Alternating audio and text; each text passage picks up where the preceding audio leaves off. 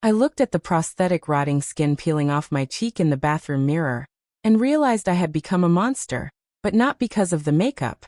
It was because I was making $500,000 a month by tricking millions of people into believing I was the most hideous woman alive. My boyfriend was literally gagging in the hallway because of the smell of the spirit gum I used to hide my real face. And he had no idea that the supermodel girlfriend he thought he had was actually the viral Goblins Girl, that the entire internet spent their nights bullying and mocking for views. I had built a multi-million-dollar empire on a lie so deep that I didn't even know what I looked like anymore without the fake scars, the yellowed teeth, and the strategically placed facial hair that made me the laughingstock of TikTok. I was addicted to the hate, addicted to the pity, and most of all, addicted to the money that came from faking my own deformity. But the moment my secret leaked, my entire life didn't just crumble. It exploded in a way that left me wondering if I even deserved to be a human being anymore. Was I a genius for playing the algorithm like a fiddle? Or was I the most manipulative person on the planet for profiting off the world's desire to look down on someone? Tell me honestly, if you found a way to become a millionaire by just putting on a mask of ugly, would you have the strength to say no? Or would you join me in the shadows of the internet's darkest deception? To understand how I got here, you have to understand that I wasn't born a liar. I was born an aspiring actress who was told she was too pretty to be relatable, but not pretty enough to be a lead. For 3 years in Los Angeles, I lived on instant noodles and hope, going to 3 auditions a day only to be told that my nose was too straight or my eyes were too big for the girl next door roles. But I wasn't high fashion enough for the runway. I was stuck in the middle, a nobody with a mounting pile of debt, and a landlord who was threatening to throw my belongings onto the street. One night, while I was crying in front of my ring light, I accidentally swiped through a filter that distorted my face into something unrecognizable. My nose became huge, my skin looked blotchy, and my chin receded. Just for a joke, I recorded a 10-second video of myself crying about how hard it was to find love when you look like a bridge troll. I woke up the next morning to 10 million views. People weren't just watching, they were obsessed. Half the comments were calling me a brave soul for showing my face, and the other half were saying things so cruel I won't even repeat them. But the common denominator was that everyone was watching. That was the spark. I realized that the internet doesn't care about talent. It cares about extremes. If you aren't the most beautiful person in the world, you better be the ugliest because the average people are invisible. So, I went to a professional FX makeup shop. I spent my last $500 on high-grade silicone, skin-safe adhesives, and a set of stained dental veneers. I created Maddy, a character with severe cystic acne, a massive unibrow, and a facial twitch. I started posting daily vlogs as Maddy, documenting her struggle to find a job, her heartbreak when guys blocked her after seeing her face, and her journey to self-love. Within a month, I was the fastest-growing creator on the platform. Brands started reaching out, offering me tens of thousands of dollars to promote confidence-boosting products. I was living a double life. By day, I was Maddy, the internet's favorite victim, hunched over in a dark room with 3 layers of silicone on my face. By night, I was my real self, wearing designer clothes and eating at 5-star restaurants where nobody recognized me because I looked nothing like the monster they saw on their screens. My boyfriend Leo met the real me at a gallery opening. He thought I was an interior designer because that was the cover story I gave him. He was kind, handsome, and genuinely loved me for who he thought I was. The guilt started eating me alive when he would sit on the couch and scroll through his phone, laughing at a cringe compilation that featured my Maddy character. He would say things like, "God, can you imagine looking like that? Poor girl, but she really shouldn't be posting that stuff online." I would just nod and agree, my heart hammering against my ribs, knowing that upstairs in my locked office, I had a literal box of ugliness, waiting for me to put it on for my 2 a.m. live stream. I started becoming paranoid. I installed 3 locks on my office door. I told Leo he could never come in because it was my sacred creative space for my design work. But the more money I made, the more extreme I had to make Maddy's appearance to keep the views up.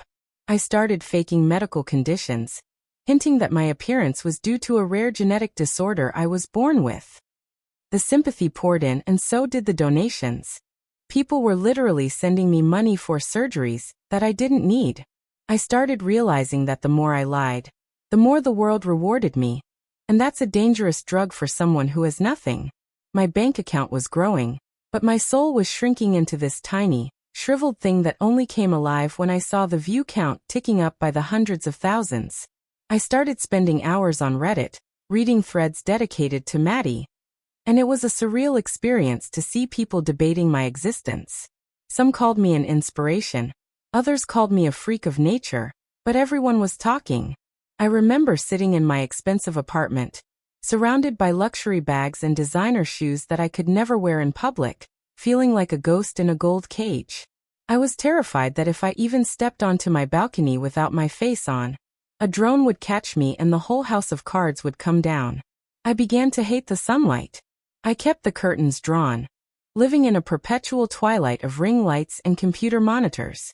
I even started talking to myself in Maddy's voice, a soft, pathetic whimper that made people want to reach through the screen and protect me. It was becoming harder to switch back to my real self. When Leo would take me out to dinner, I would catch myself flinching if anyone looked at me too long, thinking they could see the ghost of the silicone and the spirit gum under my foundation. I was becoming a prisoner of my own creation. And the worst part was that I was the one who had locked the door and thrown away the key for a few million likes. As the months went on, the pressure to maintain the Maddy persona became a physical weight on my chest. I started having nightmares where the fake skin wouldn't come off, where it actually fused to my real flesh, turning me into the monster I was pretending to be. I would wake up screaming, clawing at my face, only to find Leo looking at me with deep concern, asking what was wrong. I couldn't tell him. How do you tell the man you love that your entire lifestyle, the apartment he lives in, the food he eats, the vacations you plan, is funded by a freak show where you are both the clown and the ringmaster? I started creating even more elaborate backstories for Maddy. I claimed she was bullied so badly in high school that she had permanent nerve damage. I even went as far as to hire a fake mom for a video, an older actress who needed the money and didn't ask questions, to talk about how brave her daughter was for just waking up every day. That video alone made me $60,000 in ad revenue. I felt sick to my stomach every time I hit upload. But then I'd look at the designer watch on my wrist, and the sickness would fade into a cold, hard ambition. I told myself I was just playing the game. If people were stupid enough to believe everything they saw on a screen, that wasn't my fault, right?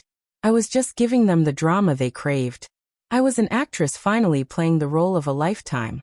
Even if my stage was a bedroom, and my audience was a mob of strangers with keyboards.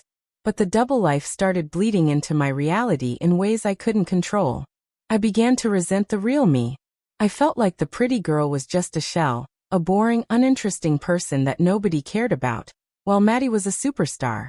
I found myself spending more time in the makeup chair than I did with Leo. I would stay up until 4 a.m. perfecting a new deformity, or a realistic-looking rash, feeling a sick sense of pride when I managed to make myself look truly repulsive.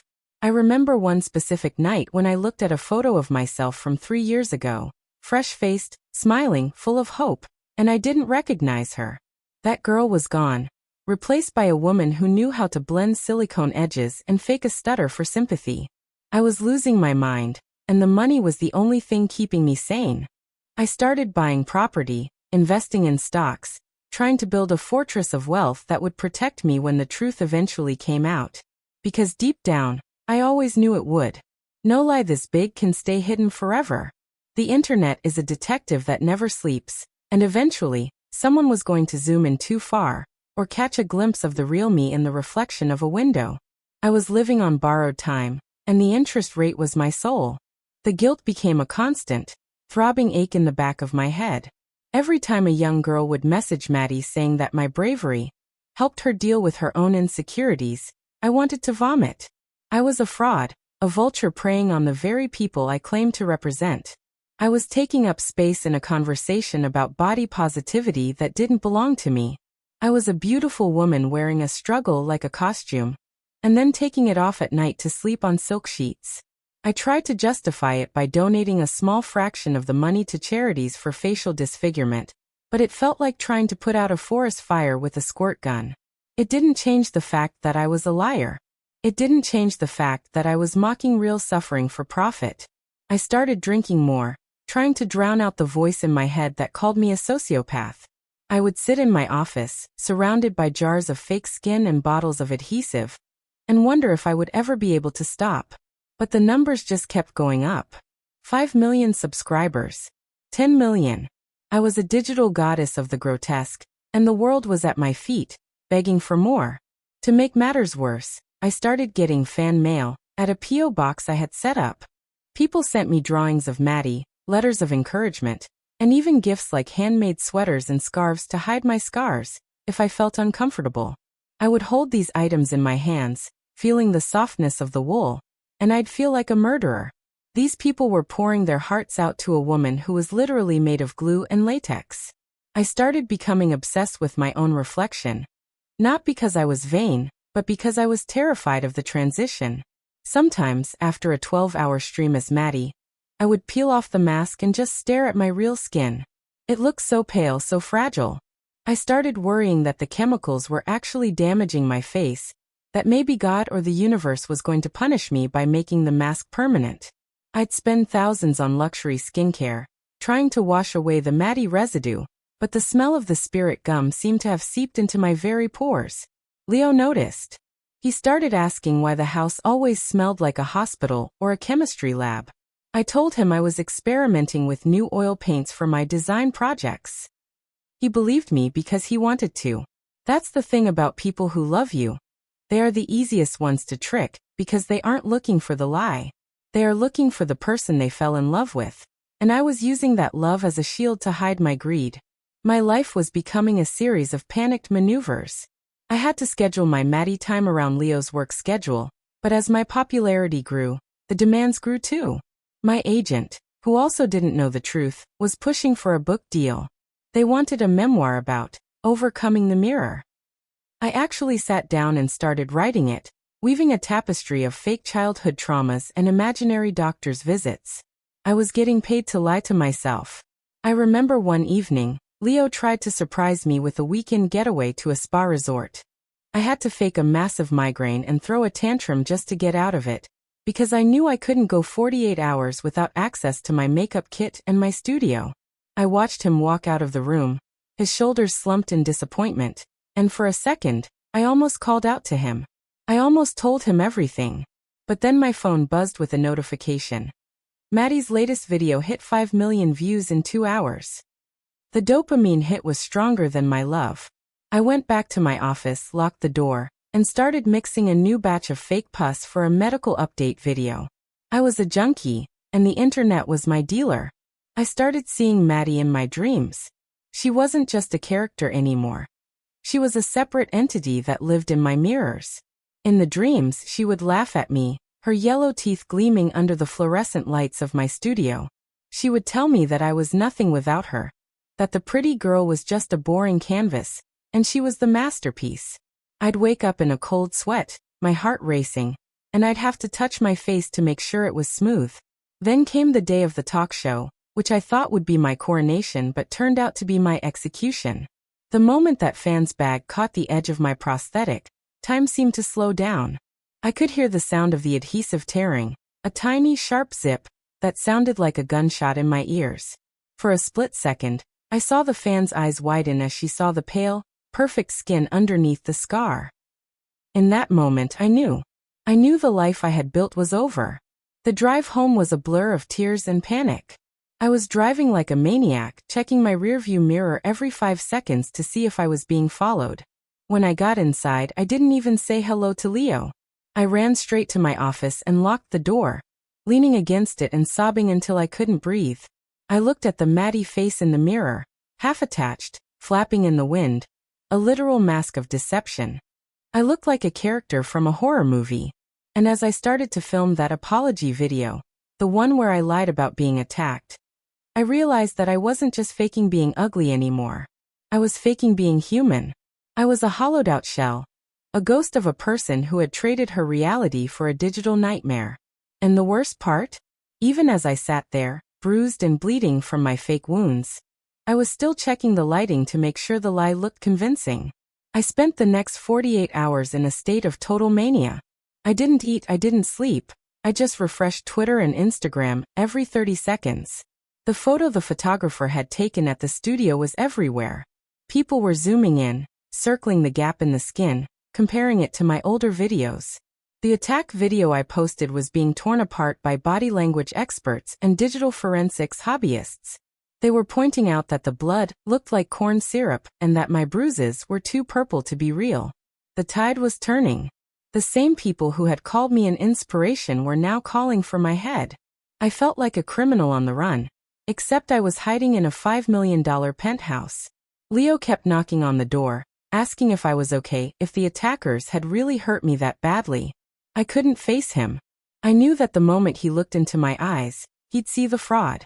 My phone was vibrating nonstop with calls from my agent, my lawyer, and brands that were pausing their contracts.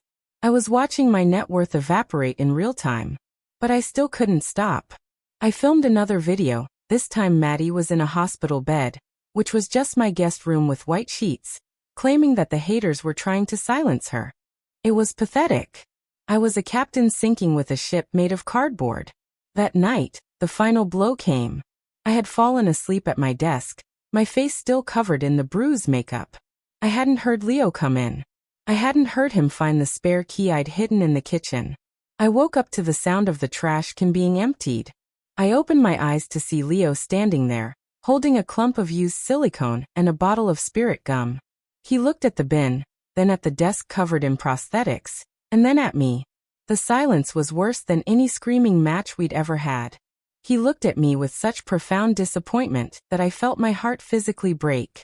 He asked me how long. I told him 3 years. He didn't ask about the money. He didn't ask about the fame. He just asked, "Who are you?" And I didn't have an answer.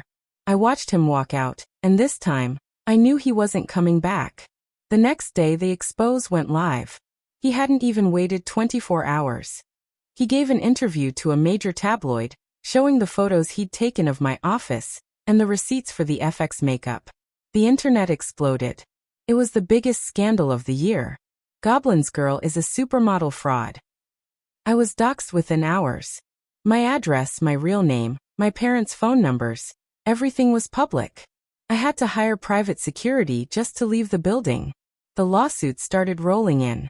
The charity I had donated to returned the money, saying it was tainted. I was alone. I was a pariah. I spent weeks sitting in the dark, watching the world delete me. My channel was banned for coordinated inauthentic behavior and fraud. My bank accounts were frozen pending investigations into the medical donations I'd received.